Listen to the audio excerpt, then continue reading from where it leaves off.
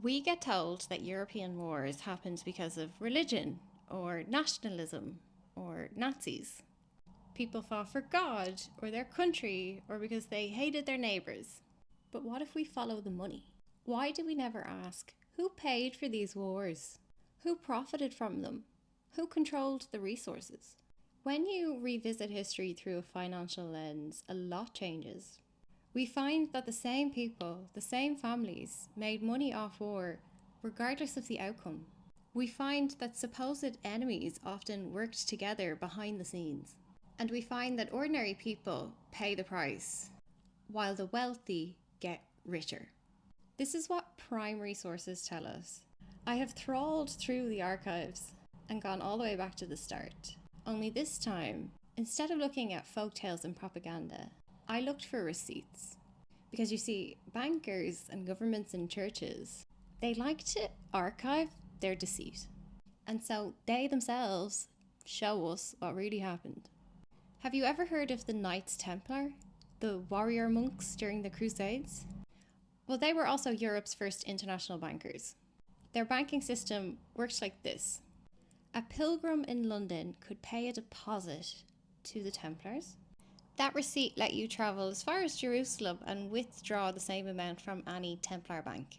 This was much safer than having to lug all your gold around. But it meant that the Templars consolidated huge amounts of wealth. People on their way to Jerusalem might not come back, and every time they didn't come back, their estate could be absorbed by the Knights Templar. Over generations, this compounds their power, and they built literal fortresses across Europe and the Holy Lands. These fortresses were military bases mixed with bank branches, and by the year 1200, they have more power than any king. Most European kings are in debt to the Templars. This is proven by the Vatican's own archives, which include deposit receipts and transfer orders to and from the Templars that show you exactly how much money the Vatican owed the bank. In 1307, King Philip IV of France owed the Templars a huge amount of money, and so he had all of the French Templars arrested on charges of heresy. The Chinon parchment was discovered in the Vatican archives in 2001, and it proves that Pope Clement V actually absolved the Templars' heresy charges. Think about King Philip IV's position in France. You get told that he was in debt, which he was, but the Templars were also tax farming in France on behalf of Rome.